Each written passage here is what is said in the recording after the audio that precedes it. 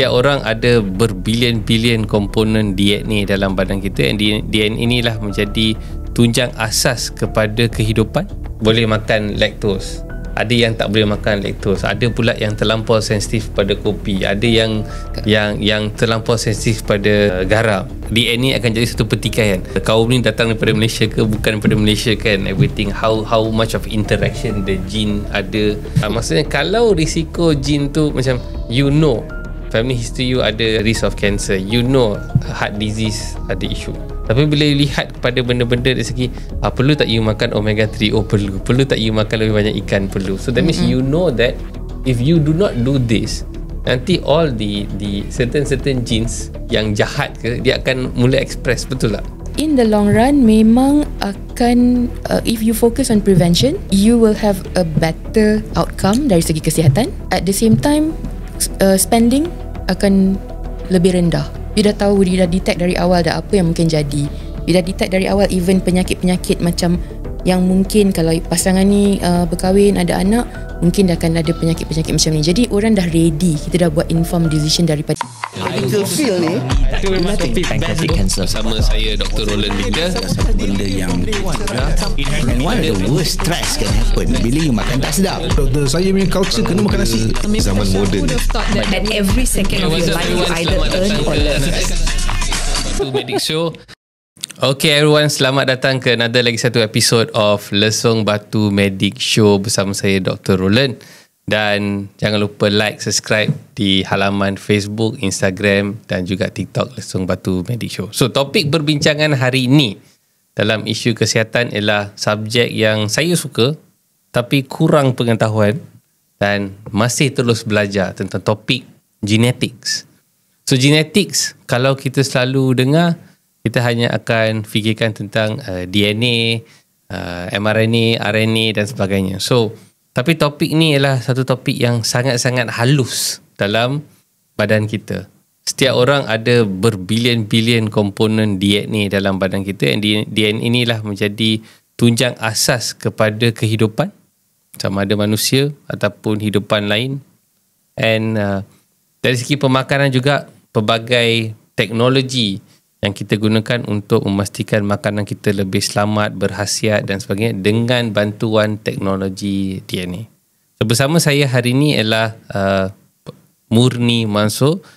Selamat datang ke Lesung Batu Medic Show. Terima kasih Dr. Roland. Dr. Murni, mungkin sebelum kita mulakan, I know you have banyak pengalaman dalam bidang genetics ni. Ini bukan lagi satu kepakaran Murni. Mungkin boleh cerita sedikit sebelum kita dive in ke lagi banyak soalan tentang DNA.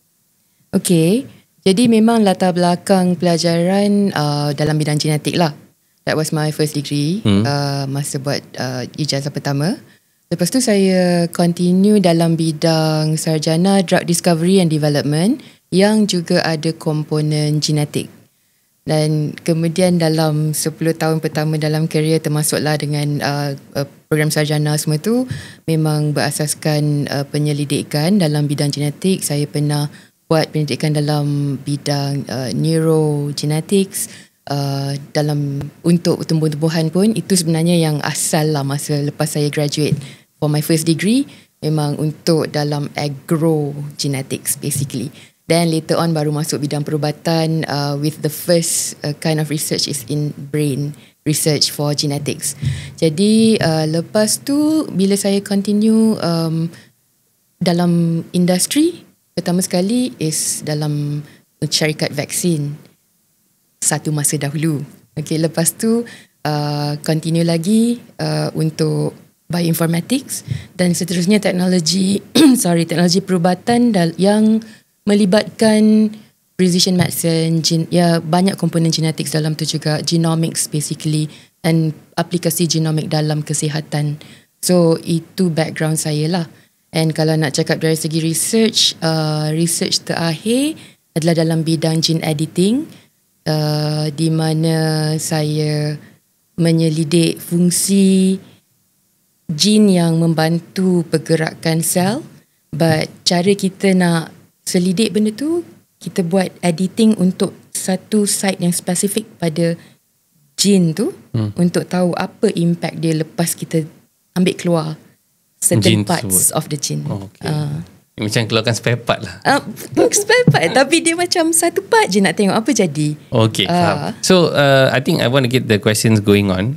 Dari segi kita tahu sekarang ni first thing is genetik ni, I think rakyat secara umumnya kita mungkin tahu DNA, kita tahu DNA ni dia macam jadi macam asal usul kita. Mungkin kita dapat dari segi baka daripada ayah, daripada ibu, and then kita inherit data ni, pangkalan data ni. Ada tak DNA ni memang bagi saya ibarat macam satu pangkalan data, it's like a database. Betul, dia macam satu sistem repository, satu buku yang lengkap.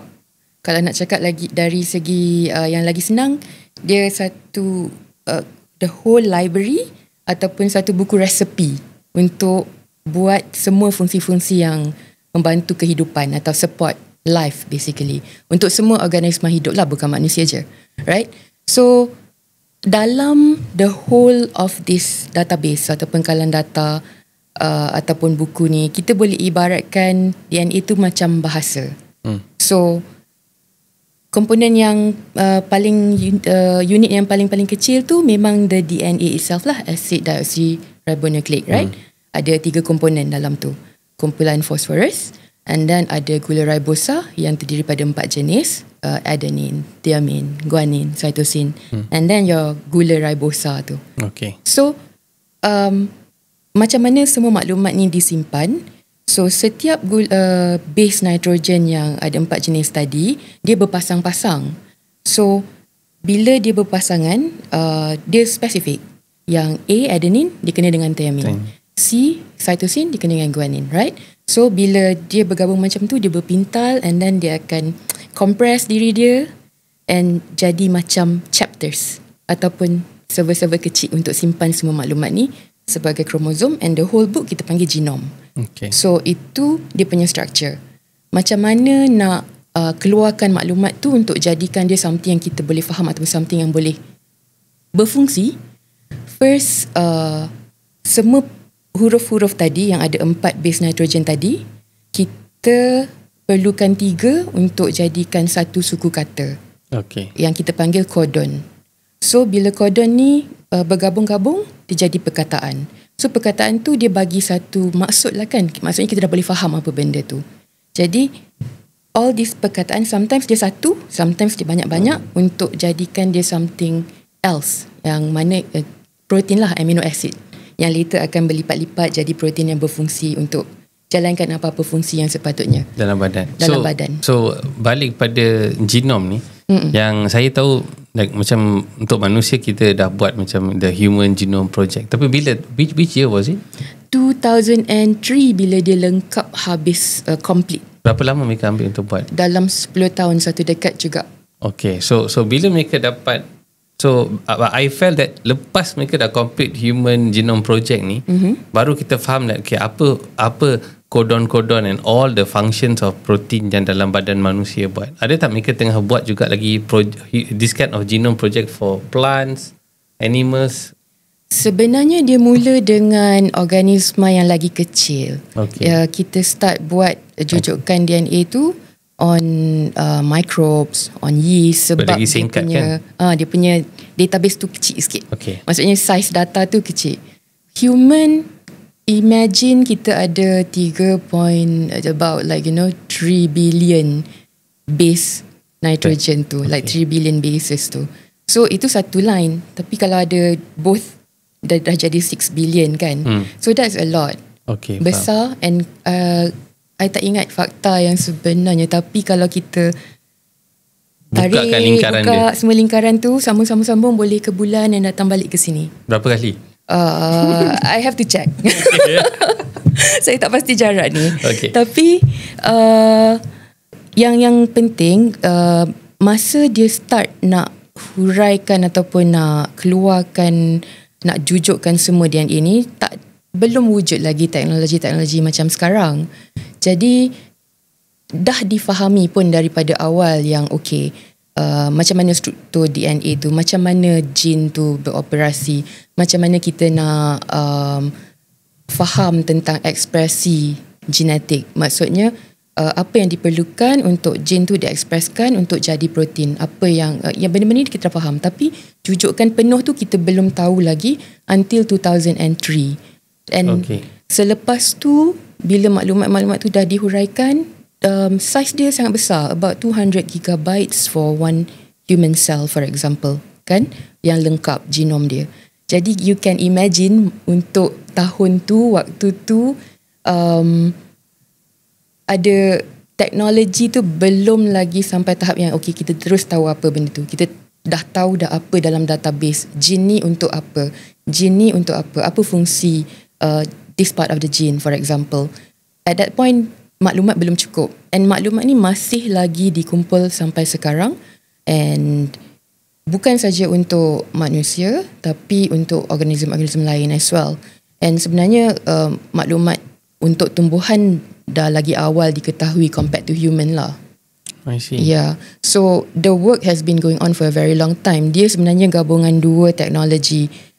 Of course biology, daripada the time yang kita tahu macam mana gene dominant, gene recessive, from Mendelian times and all that, and all the evolution knowledge tu macam mana dia berkembang.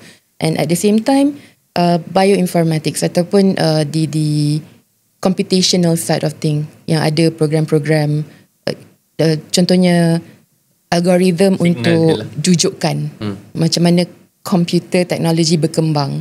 So bila sampai satu tahap yang kita ada maklumat ni, sebab macam saya cakap tadi, DNA itu bahasa, dia ada 4 huruf. 4 huruf ni macam 4 kod. So in the binary world, where the programming world, you're talking about 1010. So macam mana kita gunakan apply information technology kepada biology untuk assist kita buat computational biology. Bila benda tu on, then you boleh keluarkan ataupun you boleh faham lebih banyak information, you boleh understand mutasi, macam maksudnya pertukaran certain huruf dalam gene tu, perkataan yang kita cakap tadi tu, apa maksud dia, setiap pertukaran kecil tu apa impact dia. Jadi bila maklumat-maklumat ni berkembang, makin banyak databases yang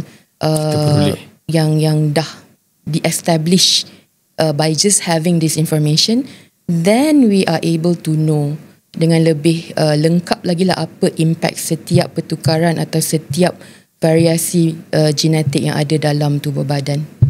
So kalau kita ibaratkan, bagi saya, kalau kita lihatkan daripada time macam Watson and Crick figured the DNA out pada awal 1950-an to now, I think it's less than 75 years. Okay. Around that. And I feel like this segment of study is still baru. Tapi kita dah evolve banyak. Kita dah dapat tahu banyak information tentang tumbuh-tumbuhan, small organelle cells, virus, bacteria, and of course to the main thing lah. Beradanya manusia tu dari segi genetic evolution ni. Ada tak bila kita buat genome project ni, kita lihat that we have so many similarities. Macam kadang kita kata 95%, 97% kita sama dengan chimpanzee. Can we now see all of this like that, or is just 3% tu pun dah berbilion database pair? Dia the nucleotide tu macam one whole book, kan? Sorry, the genome is one whole book. Tapi bahagian yang make sense ataupun ada maksud, tak semestinya the whole chunk. Ada banyak juga dalam tu yang kita panggil junk DNA. Kita mungkin, saya takkan cakap dia tak berguna. Cuma mungkin kita tak tahu lagi. I heard of that term before, junk DNA. Macam we don't use it, like we don't see the purpose. Kita tak nampak, tapi sebenarnya mungkin ada. Kita tak tahu, mungkin ada part-part yang tak express, tapi dia ada kesan pada organism tu. Tak semestinya, sebab ini maklumat yang belum cukup scientific data untuk cakap dia tak berguna. Tak bolehlah cakap macam tu kan. But yang penting berapa bilangan gene yang ada, rasanya dalam around 25,000 to 30,000 genes yang badan kita expresskan tu, that is the thing that makes whatever how our body function, how we shape our body, macam mana semua benda ni yang kita dapat nampak ni wujud lah. Faham. And then bila orang akan buat comparison, kita hanya 2% berbeza dengan chimpanzee ni, that 2% ni is actually huge. Yes, dia signifikan sebab dia bergantung kepada apa fungsi protein yang diekspreskan dalam that difference tu. Dan satu lagi, kalau kita nak tengok bilangan kromosom pun lain-lain sebenarnya, Dr. Roland. Like chimpanzee may have 44 if I'm not mistaken. I'm not too sure lah, but I know ada lesser bit. Ada difference. Kalau manusia kena ada 46 untuk berfungsi without any aberration lah. Maksudnya kalau ada lebih sikit, ada trisomy ke apa ke atau kurang ke, dan mungkin akan ada isu sikit. Betul. Tapi naturally 46 untuk manusia. Jadi this actually has an impact juga kepada certain organism. Sebab kalau kita nak tengok dalam tumbuhan, tumbuhan dia tak semestinya diploid macam manusia. Dia tak semestinya ada 2 set of like 23. Dia boleh ada banyak. So dia boleh jadi tetraploid, dia boleh jadi triploid, dia boleh jadi... Oh wow, I never knew this. Yeah, it's very interesting. Sebab from the same species, you boleh nampak... Tetraploid. You boleh nampak different presentation of the plant tu nanti. Macam mana dia keluar, macam mana rupa dia, semua lain. Sebab all of these differences. Understand. Wow. So, looking at that evolution kan, dari segi evolusi, kajian genetik pun baru datang kepada bagi saya subjek yang masih baru dalam bidang perubatan, epigenetics. Okay, so epigenetics ni, I think kalau if you looking previously, kalau kita tengok pada storyline of biology dan science, is much more of visual expression. Macam I see, like very Mendelian punya movement. Okay, kalau I hybridkan pokok A dengan pokok B ni, mungkin akan dapat satu campuran. So it's banyak observatory kind of science. But today with the epigenetics, we started understanding, macam you ceritakan, the chromosomes, the base pairs, the codons, everything are representing different story. And dalam perubatan pula kita lihat dari segi, mungkin ada setengah kaum ada certain ciri. Mungkin dia ada kekebalan untuk berlari lagi laju, disebabkan dia punya evolusi di kawasan-kawasan pegunungan. Dia punya intake of oxygen lagi bagus. Umpama macam orang-orang baja laut. They can swim setengah jam duduk dalam dia boleh snorkel setengah jam dalam air and then keluar. Yeah. And then you have the people like macam certain tribes kat Afrika, dia boleh lari. Semua medal Olimpik dia boleh tapau. So these are also epigenetic traits. Would you say or no? I would say that it's a mix. It's a mix. Sebab yes, environment akan mempengaruhi genetik, and that is what we call the epigenetic sides of things lah. Maksudnya walaupun DNA story dia sepatutnya macam ni, tapi something else jadi. Kenapa? Mungkin for example kita boleh cakap katalah stress maybe akan activate inflammatory response ataupun keradangan, macam you punya hormon cortisol lagi tinggi and all that. Betul. And that changes a lot of things. So kalau dari segi evolution, dia ambil masa yang lagi lama. Betul. Sometimes ni survival of the species. Mungkin kumpulan genetik yang macam ni lebih sesuai dengan environment macam tu, jadi yang lain tu macam kurang. Okay. Jadi that genetic pool jadi lebih dominan dalam populasi tu. Dia sebab lebih pada what they call it, the natural selection versus sexual selection macam tu. Yes, so maksudnya katalah dalam macam you mention tadi di Afrika, they need to run lebih laju untuk survive daripada apa-apa threat yang ada. Jadi mungkin hanya certain male, certain female saja. Individu macam ni je yang dapat survive the situation tu. And that is why they establish that set of group of people with this genetic trait. Okay. Yeah. Dari segi macam kesihatan pula, I think you definitely will see like certain trends kan, based you punya research, kajian, pembacaan.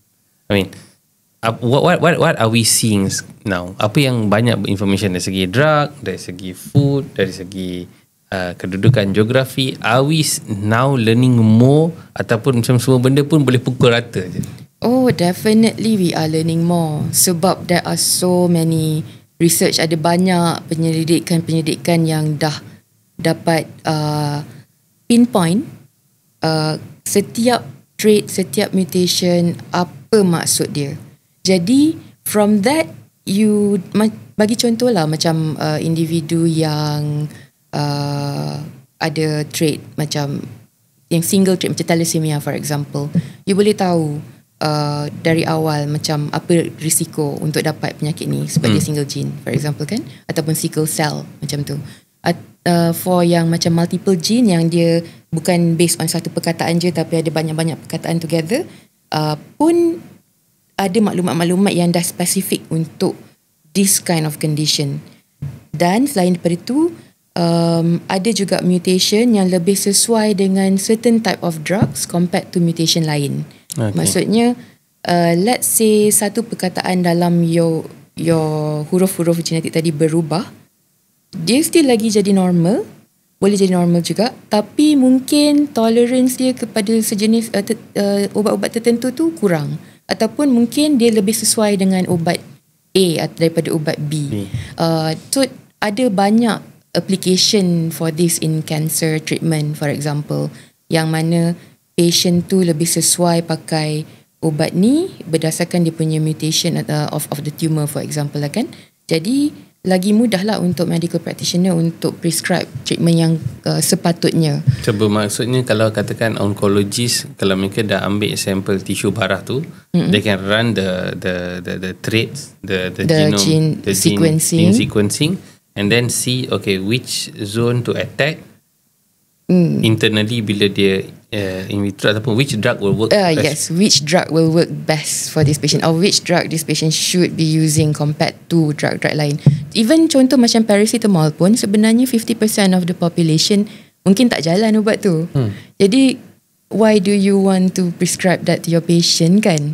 So dengan lebih information, dengan lebih banyak maklumat genetik, kita boleh dapat resolution yang lebih jelas on specification or the precision of this maklumat untuk setiap population. Sebab dia berbeza juga based on this population to another. Something that is normal dalam population ni, mungkin dalam population lain dia menyebabkan penyakit.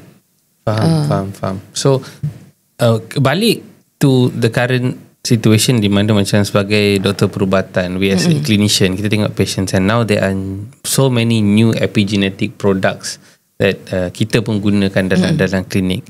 Antara yang Murni katakan tadi is macam okay, the drug susceptibility, apa yang drug yang sesuai untuk gunakan, ada listing. Kalau orang buat DNA testing, dia boleh lihat ada tawaran yang ada packages yang boleh buat drug testing, what drug yang compatible dengan badan satu. Lepas tu ada juga yang kita akan lihat dari segi wellness. Maksudnya dari segi nutrisi. Kalau ada genetik ni, mungkin you ada keperluan untuk pakai boleh makan lactose. Ada yang tak boleh makan lactose. Ada pula yang terlampau sensitif pada kopi. Ada yang terlampau sensitif pada garam. So all of these are genetic evolution kita lihat dalam this new epigenetic testing semua. And then and saya juga perasan ada juga macam certain concerns, katakan risiko untuk penyakit. Sebagai contohnya macam penyakit darah tinggi ataupun kencing manis. Dia bukan hanya bergantung pada satu cofactor gene. Betul. Kadang-kadang ada list dia macam ada 20 gene.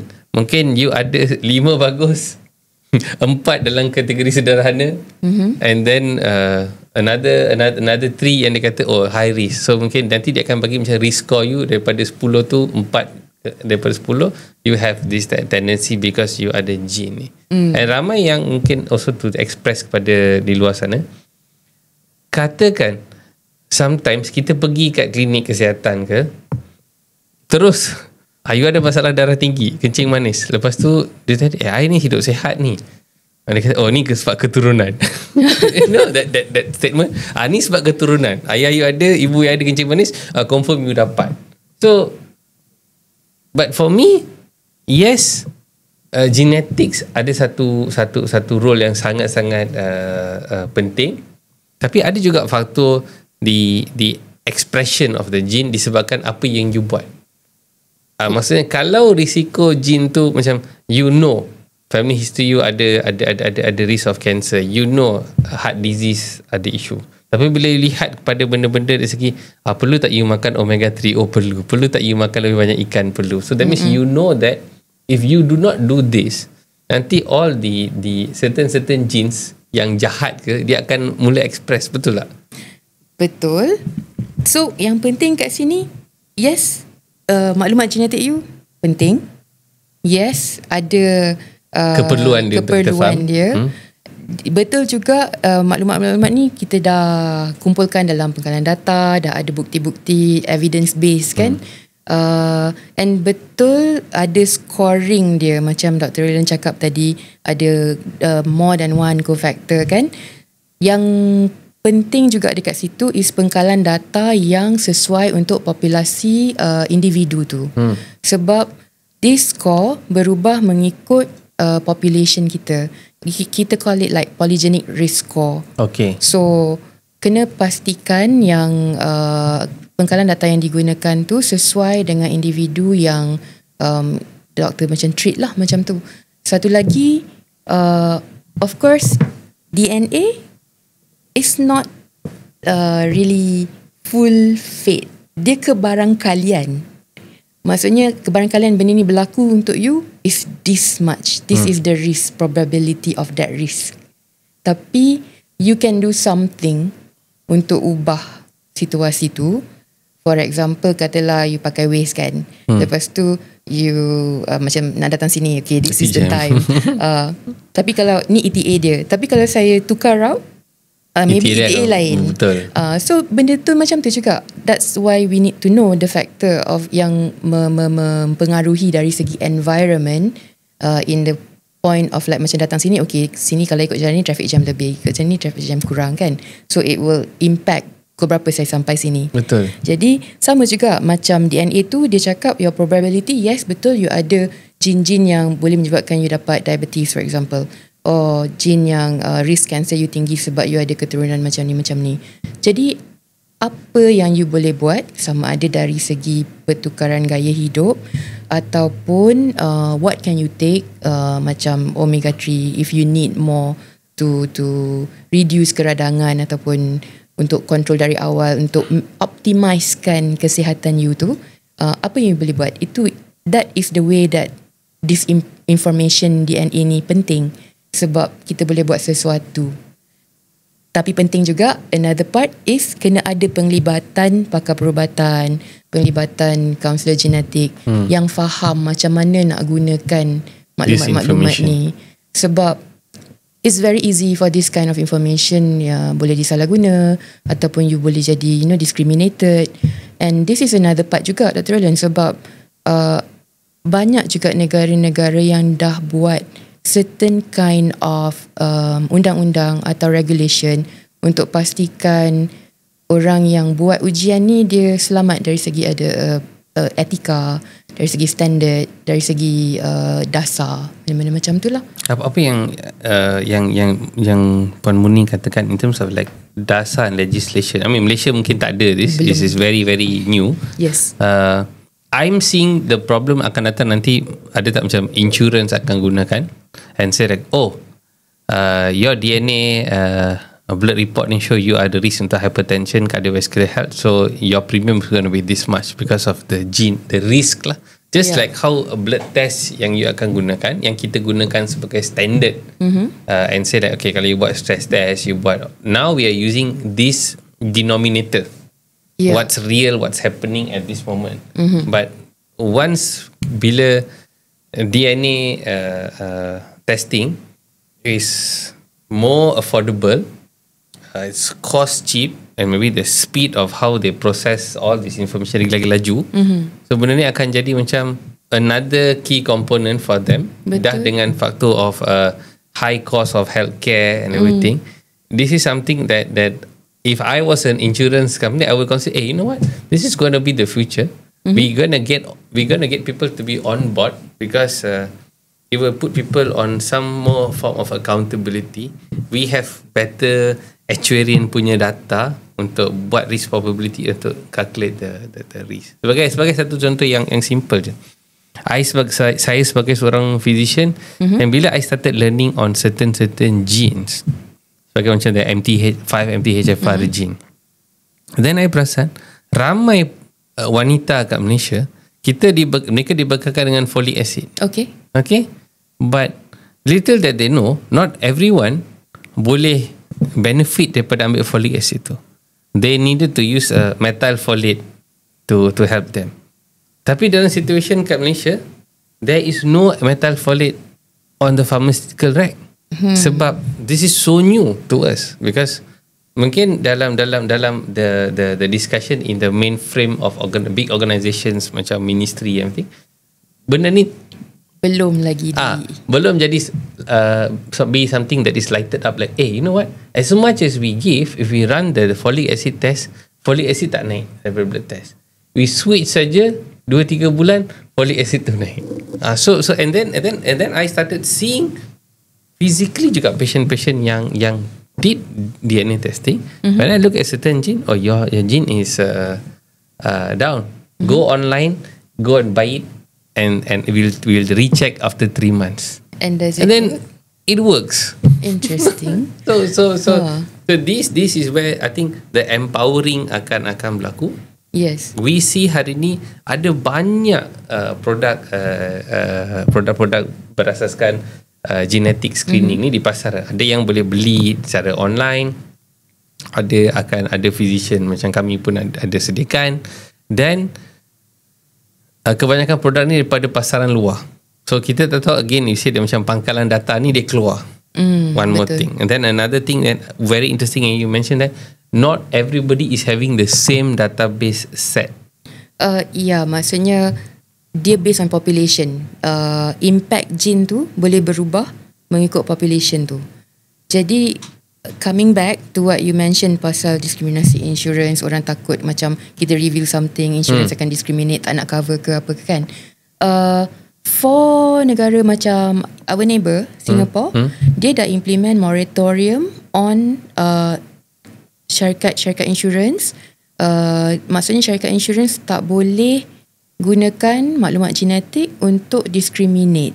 Jadi benda tu bagus sebab dia encourage more people untuk buat ujian genetik tanpa risau yang okay, kalau dapat macam ni I tak dapat coverage ke apa, my premium lagi mahal ke kan.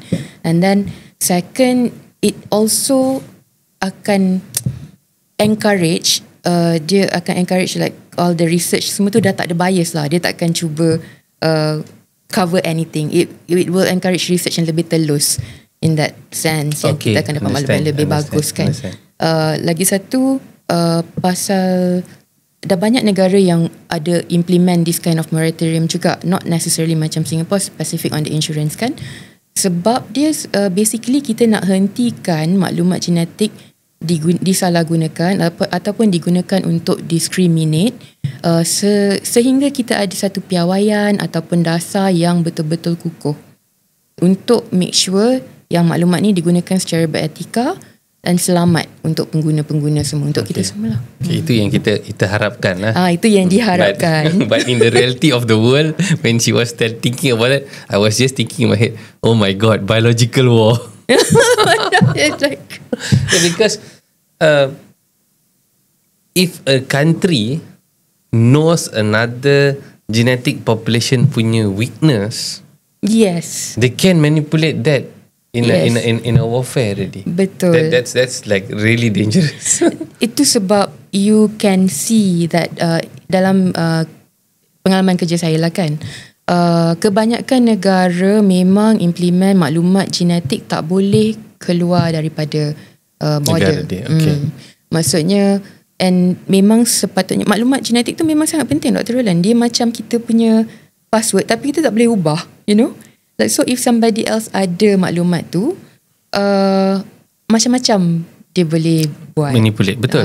And sebab tu saya selalu sarankan people, I mean, cari company yang buat genetic ni, dia berpangkalan kat sini and dia simpan the database if possible. Lagi penting, kena tahu apa company tu punya policy lah. Maksudnya mana-mana ujian ke apa ke, kita kena tahu berapa lama data tu disimpan, macam mana kita dapat akses data tu ke tidak. Adakah data tu akan dijual? Jual kat siapa yang ada akses, benda-benda macam tu. Betul. Ada je giant companies yang baru ni kan.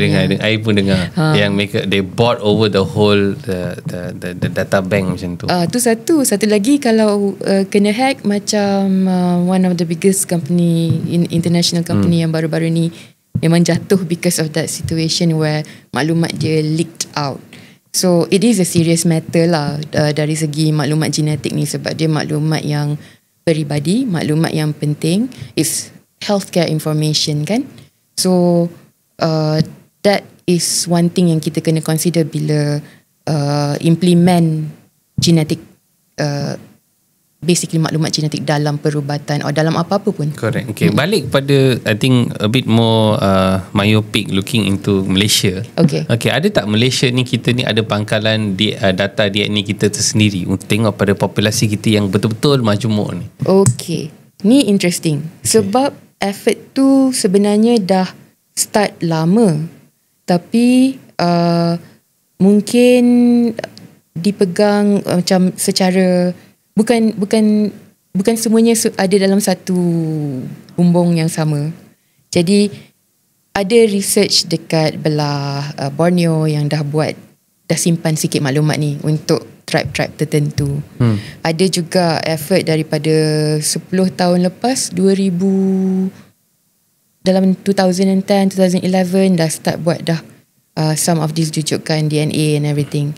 And baru ni pun kita start balik kan, ada pengumuman untuk buat 10,000 jujukan DNA Malaysia. Very recent ni kan? Very recent. Betul. Dan mula balik ini satu perkembangan yang bagus lah pada saya, sebab kalau kita compare dengan UAE, dia dah siap dah 500,000 Emiratis punya whole genome sequence. Wow. Ya, tapi itu ada effort of kerajaan dia sendiri untuk yes, run lah, as voluntary punya research lah. 500,000 is quite a huge number for a population of Emirati yang boleh katakan berapa? 8 juta? 7 juta? I think I'm not sure about the number juga.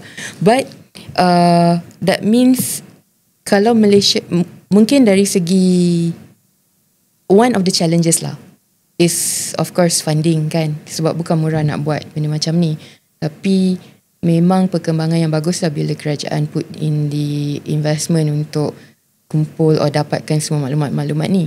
But again, kena pastikan yang infrastruktur tu untuk menggunakan maklumat tu nanti dah ada. Nak bina pengkalan data tu kena ada infrastruktur juga sebenarnya. Betul. Sebab kalau kita lihat, kalau ada inisiatif daripada kerajaan untuk buat jujukan DNA populasi Malaysia ni, tak kira daripada suku kaum, orang Melayu ke suku kaum orang asli ke, because they did, I know I've watched a couple of video and presentation everything, they want to show the linkage. Dan selalu DNA akan jadi satu pertikaian. Kaum ni datang daripada Malaysia ke bukan daripada Malaysia kan, everything, how much of interaction the gene ada, they say all the chromosomal expression is good. At least our people ada rasa macam some form of representation. They were here. They memang the gene evolve in this plate pentas Sunda ke macam tu. The other thing yang I feel, okay, how's this, macam mana benda ni akan bantu the medical segment? How much is kind of information now when they have ada tak benda ni akan lagi duduk 10 tahun dalam ward, takkan keluar, and then tak ada orang use this information now to help our health situation kat Malaysia? Okay, actually sebab maklumat tu besar and banyak layer. Bila kita cakap pasal maklumat genetik, dia bukan saja maklumat DNA tapi maklumat expression. Besides that, kalau kita gerak sikit ke arah protein, ada bidang proteomik, ada bidang metabolomic, apa metabolite yang express dalam certain penyakit, apa profile metabolic untuk penyakit tertentu for example kan. Jadi yang penting ada satu platform, kalau bukan satu pun, atau gabungan-gabungan platform-platform yang boleh consolidate semua information ni dan dapat memberikan satu snapshot atau gambaran yang tepat tentang penyakit ataupun condition seseorang. Yang tu mungkin bukan sekarang, tapi boleh dikatakan almost many countries in the world, kebanyakan negara dalam dunia ni dah going towards that direction. Sebab again, bila kita balik semula pada how you want to deliver the best care, kan? Dengan situation all this healthcare spending yang ballooning right now, things are more expensive. So sebenarnya coming back to the payers macam insurance ke apa-apa, kalau dia punya focus tu more on preventive, mungkin gathering data is the first step. Correct. Right? Betul. Kan? So in the long run, mungkin takkan nampak dalam 5 tahun, takkan nampak dalam next month, or like, you know, even maybe 10 years pun kita tak tentu lagi macam mana. But in the long run, memang akan, if you focus on prevention, you will have a better outcome dari segi kesihatan. At the same time, spending akan lebih rendah. Sebab you tak perlu, you dah tahu, you dah detect dari awal dah apa yang mungkin jadi. You dah detect dari awal even penyakit-penyakit macam yang mungkin kalau pasangan ni berkahwin, ada anak, mungkin dah akan ada penyakit-penyakit macam ni. Jadi orang dah ready, kita dah buat informed decision daripada awal, dah boleh prepare daripada awal apa akan berlaku. Jadi benda-benda macam tu akan impact trajectory, bukan saja dari segi penyakit tu, tapi dari segi perbelanjaan, dari segi productivity. Sebab kadang-kadang kita tengok rare diseases for example, kan, impact dia bukan saja pada patient, impact dia pada ibu bapa patient tu, pada family patient tu, Socio-economic impact tinggi. Jadi again, the starting point of like genetic information dah sebelum, you know, at semua level kehidupan tu penting. Macam like for example, untuk pakar perubatan yang sedang praktis at the moment, you want to use the information untuk treat your patient right now, kan, untuk bagi treatment yang paling spesifik, yang tepat untuk your patient, untuk patient you, yang paling orang kata optimum lah untuk patient tu berdasarkan maklumat yang maklumat genetik dia. So that is one way yang akan impact patient tu punya kehidupan sekarang. Mungkin bukan dari segi penyakit saja, tapi daripada general betul, kesihatan umum dia lah. Yeah, so I setuju 100%, and something yang what I do in the clinic is I call it as stacking. Okay. Stacking maksudnya saya akan lihat pada beberapa komponen. Satu, kita akan buat ujian saringan, ujian darah, and then we will do the DNA testing. And then some of them even dia akan lanjutkan untuk buat macam food tolerance test and see the perbandingan, because a lot of the immunoglobulin representation is also coming from a genetic backbone. There are certain things macam I can see penduduk orang-orang yang ada genetik Asia Tenggara ni memang ada challenge untuk makan tepung. Okay. They have an issue with that. So whether you see it's gluten intolerance and everything, tetapi I don't see that much in an Indian male. Okay. Because of the gene evolution. Because the gene evolution in migrasi dia ke Asia Tenggara ni ialah sangat baru. Mungkin kurang daripada 500 tahun. To be 250 years to exact. So there's not much of gene evolution. So and then kita akan stack the gene test, we stack the blood test, we stack the food tolerance, and we can start seeing a pattern. Macam buat macam ilustrasi Photoshop, dia ada layers, kan. So I'm seeing that, okay, why the cardiovascular issue is there? Then we tengok the reference, okay, there is issues with tobacco, there is issues with omega-3, there is issues with B complex already dalam the gene, the epigenetic testing. And then kita tengok pada here, then we seeing that, okay, ada tak reference ni matching dengan HDL, LDL, triglyceride matching. And then now we look into, okay, the diet and lifestyle. Okay, how good are you? Are you an endurance person, but you are doing powerlifting? And dia tak match. And then dia kata risk, dia kata, okay, the collagen wear and tear high kat sini. and then you're doing something different. And then you can also see certain ethnic groups where they have better collagen representation pada kulit berbandingkan dengan some ethnic group. I don't want to mention, nanti semua terkesan marah pula. Okay, so and then kita tengok kenapa ada suku kaum ni pigmentation dia lagi cepat. Kaum ni macam dia tua pun dia tak ada pigmentation. And then we can see from the gene test, and the gene test can betul-betul sokongkan benda ni, and then we tell them, you see, your presence dalam satu location tu ialah masih baru. You are not evolved like you have a data bank of 20,000 years, 50,000 years in a certain location. Sama dengan like situation kita nampak macam individu yang berkulit hitam di like negara di macam Amerika, area like utara sangat, New York, Washington, everything. They have vitamin D crisis. They have high risk of having glucose, insulin intolerance, everything, because of that situation, because they are having less exposure pada sunlight, and they are highly pigmented. Okay. The melanin production is way higher in that area. Of course, skin tone is shading time over time, but from the point of slavery point to the new America that we have is still very new. Okay. It's not 10,000 years. Not 10,000 years issue. So there's a lot of information kita akan mula lihat di mana mungkin dulu kita just are looking at the present. Apa kita ambil pada darah, apa kita lihat sekarang, okay, ni dah tengah berlaku. But there's an evolutionary story behind the whole journey kita sampai dekat mana kita berada. Yeah, I think interesting sebab you buat that stacking tu.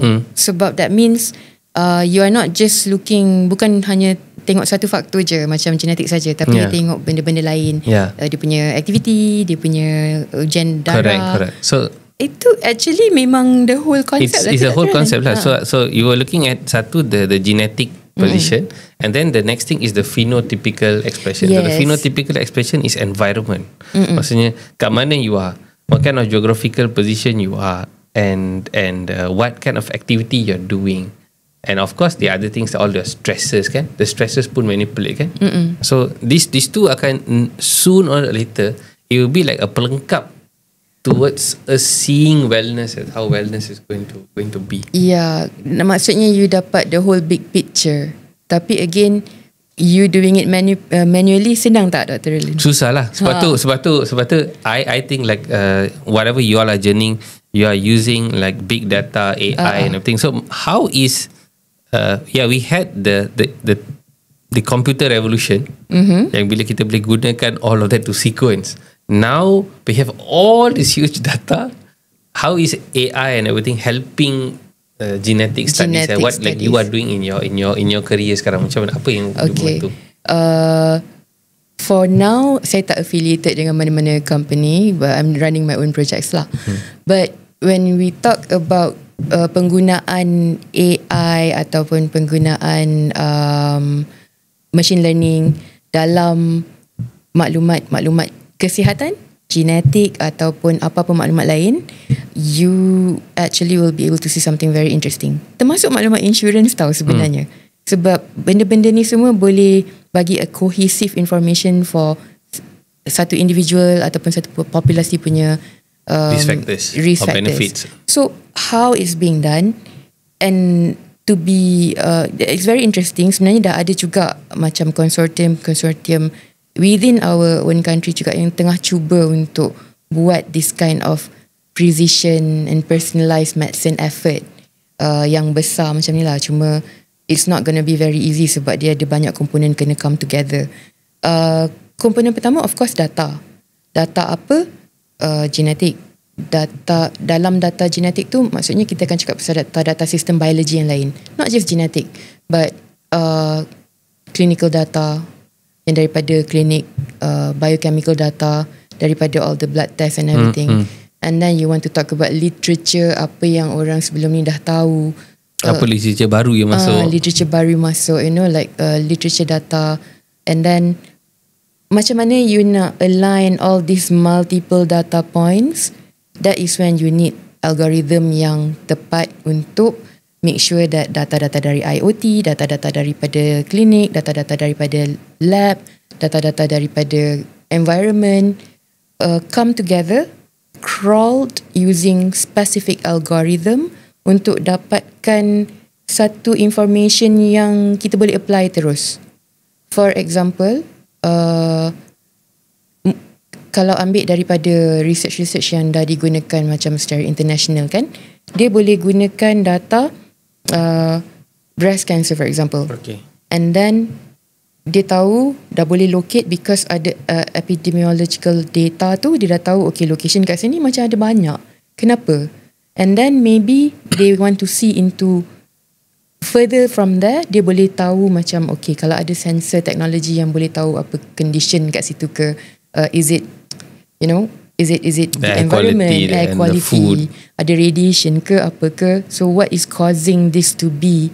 Orang-orang ni dah ada gene tu, dah ada risk tu, tapi kenapa dekat sini dia punya expression tu lebih tinggi daripada tempat lain.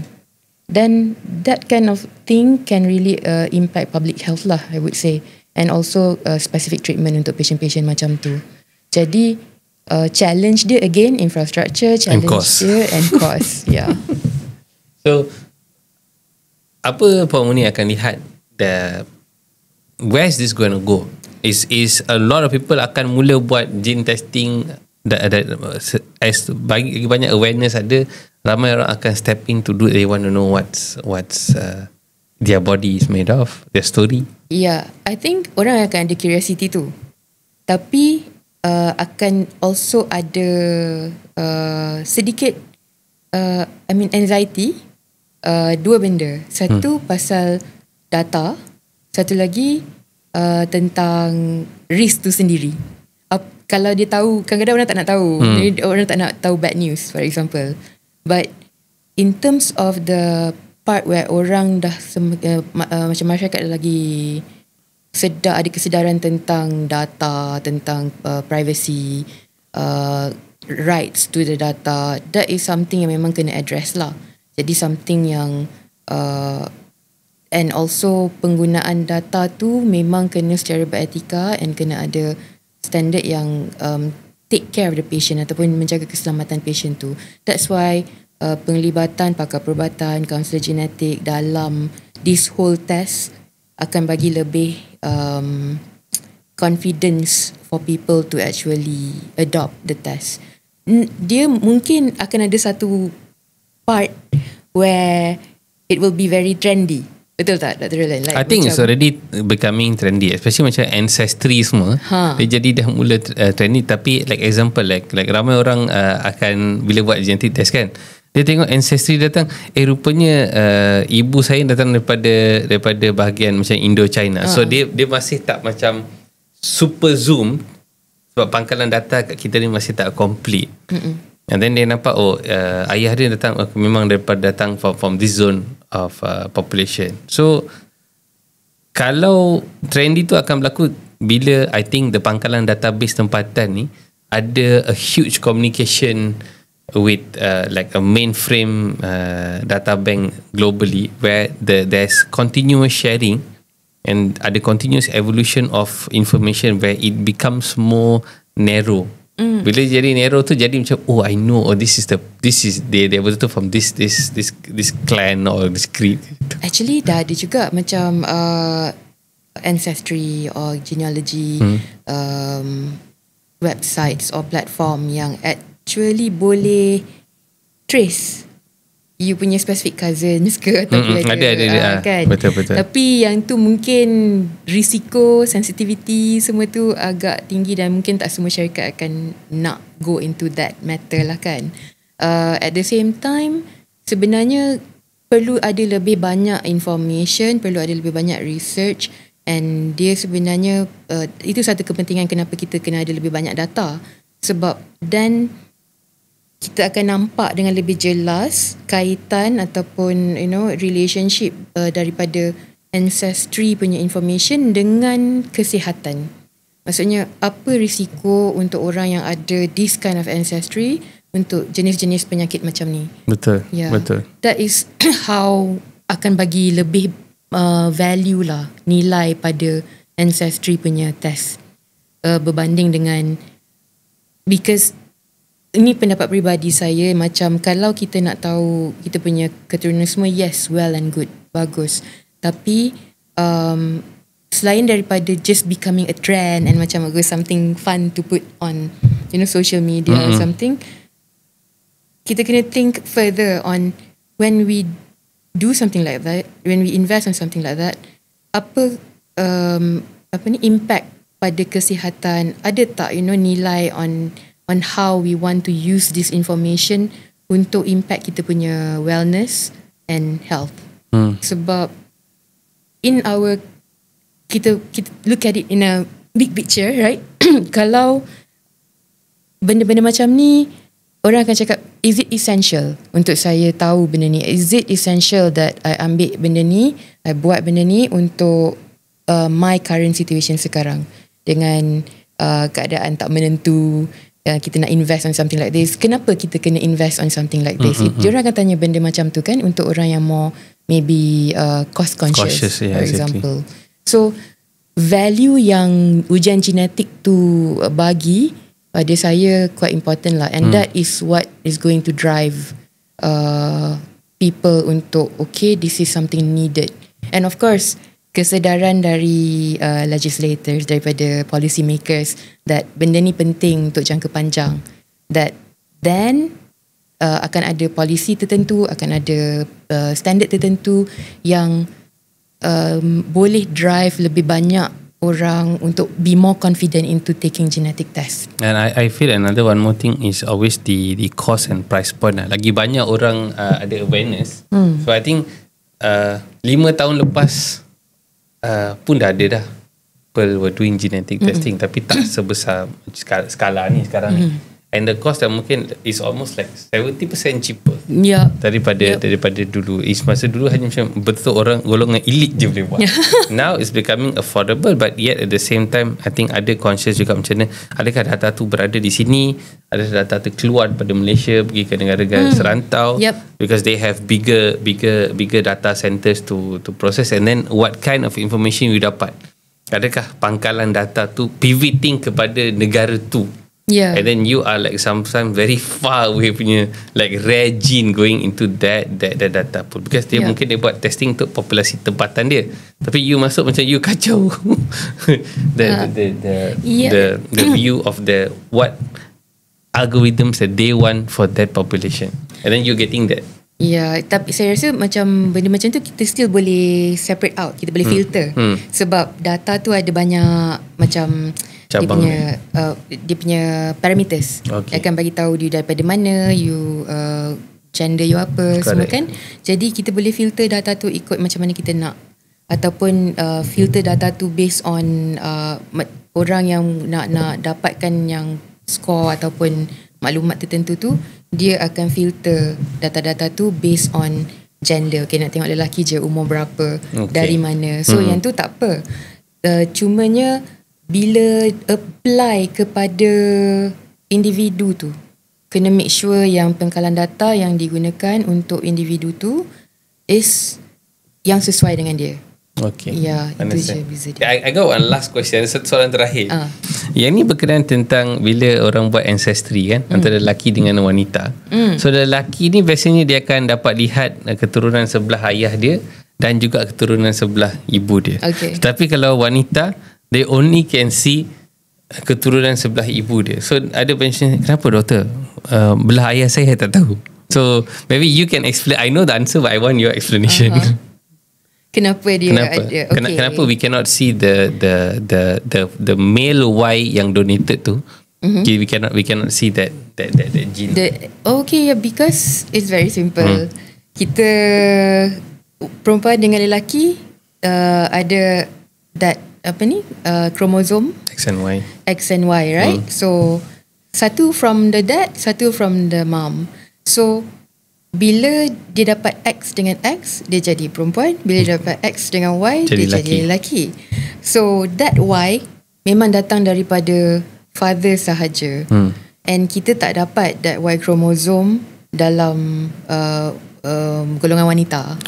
Jadi that's why kita boleh trace Y chromosome tu daripada the father, lineage father tu. Okay. For the other untuk yang selain daripada guna that Y chromosome punya line untuk track ancestry, the other thing yang untuk dua-dua gender ada pun is like mitochondrial DNA.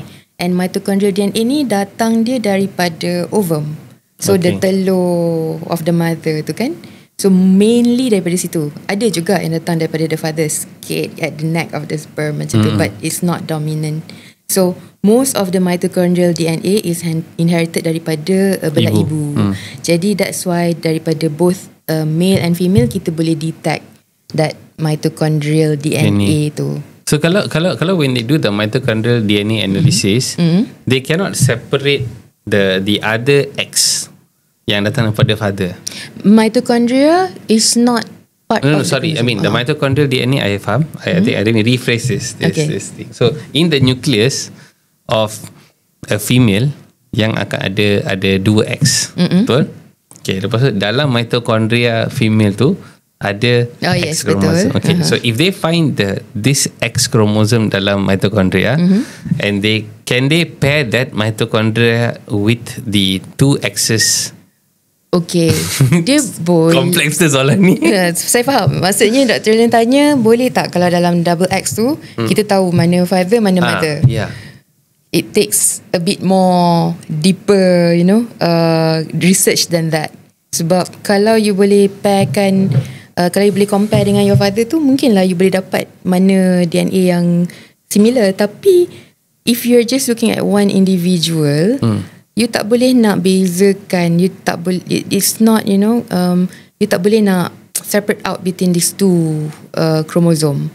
And then usually dalam apa yang dia cari dalam, basically let me rephrase that. Sebab dari segi ancestry, we're not even looking at the X chromosome tu sebenarnya. We're looking at the Y sahaja. So you're not even looking at that side. Okay, you're not looking at the X from the nucleus. So kita tak buat the kerja of like, so we just focus on Y and look at mitochondrial X. So actually it's just that. Itu je. Kalau nak buat yang lagi dalam tu mungkin boleh, tapi it will take a lot of work. Yeah, because it will be interesting because kalau ada family yang macam ada banyak mixed parentage kan. Yes. Lepas tu kalau macam katakan macam ayah dia daripada Indian male. Lepas tu ibu dia Serani. Okay, and then this induk datang. Pasal induk dia kahwin dengan perempuan Melayu. So then the whole the thing starts to become very very complex tadi. Of course kalau dia ada male child, dia akan nampak lah Y chromosome tu memang Indian chromosome daripada Y tu. Dia akan nampak dia akan dapat lebih more resolution lah daripada dia punya data tu.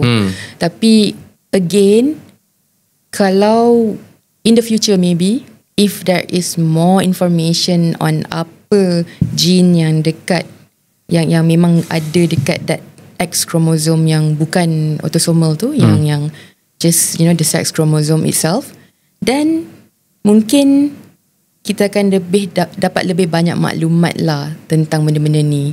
Tapi yang saya boleh katakan dekat sini, yang Y chromosome tu it's just simply because kita tahu memang apa macam kata, it's confirmed that memang daripada the father to the father to the father to the father. Jadi tak ada ambiguity dekat situ, tak ada bias and all that. Mitochondrial is very interesting sebab dia memang maternally inherited and dia tak ikut the Mendelian punya laws pun. That is another factor yang mungkin kita tak dapat cover dalam this talk. Betul. Okay, wow. Before we end the sesi perbincangan yang quite detailed, yang sangat menarik, any messages to people out there about genetic testing and where you think it's going to go? Where do I think this genetic testing is going to go? I think kalau you nak buat ujian DNA, yes, buatlah. Tapi jangan buat because it's a trend. But make sure you tahu all the implication, apa yang kepentingan dia, apa benefit dia, apa risiko dia, and then apa akan jadi pada data you, so that benda tu kita buat dengan fully informed mindset kan. Maksudnya tahu apa impact yang you patut dapat daripada situ. And make sure ada penglibatan daripada orang-orang profesional dalam bidang perubatan yang tahu apa yang betul-betul tahu apa because I katakan is you're right. Because kadang-kadang bila dapat dokumen tu dah 500 muka surat, and then orang, doktor ni 500 muka surat ni, macam I nak faham kitab ni. Itulah. So it's sometimes we tell them, look, you can take your time to, mungkin I can spend dengan you 1 jam untuk discuss benda ni, tetapi the reading doesn't stop. Your curiosity tu masih, dengan all the AI and everything, you boleh dump in the data, process it, buat summary, lepas tu ada teknologi, informasi baru akan datang, dan you boleh buat mapping pada berdasarkan all the information you got here, apa yang information baru yang ada yang relate to it. So memang blood test banyak orang faham the structure, ada sel darah merah, sel darah putih, liver, kidney kan, tapi genetic test is an alien test to even physician. Betul. That's why dia kena ada satu structure, and dia kena ada SOP yang tertentu. And saya rasa actually it's very encouraging sebab orang dah start being aware, and sebenarnya it will really impact not just individu bila kita ada all this information yang lebih jelas, yang lebih illustrative now. Illustrative, how to impact your well-being, how to impact your health, your family health. Benda-benda macam tu semua penting lah sebenarnya ujian genetik ni. Cuma jangan buat blindly. Correct. Make sure ada penglibatan profesional yang tepat, yang betul, and then daripada sumber-sumber yang macam memang boleh dipercayai ada, and data you selamat lah. That's another thing. Betul. Yeah. Okay. Thank you so much kerana datang hari ni ke Lesung Batu Medic Show. Saya harap kepada semua penonton yang telah menonton episod kali ni, memang episod kali ni very technical, tetapi itulah perubatan. Sebab tu ada profesional dan pakar-pakar dalam perubatan. Ada perubatan seperti perubatan genetik, memahami epigenetik yang didapati di pasaran. Sangat-sangat penting untuk kita pastikan individu yang membantu you menerangkan informasi tu tahu what they're doing, tahu kepentingan dia, dan juga anda perlu pastikan data dan pangkalan data information genetik tu berada di tempat dan lokasi yang selamatlah, bukan disalahgunakan. Okay, sekian saja episod Lesung Batu kali ni. Jangan lupa like, subscribe dan follow Lesung Batu di halaman Facebook, YouTube, TikTok dan juga Instagram.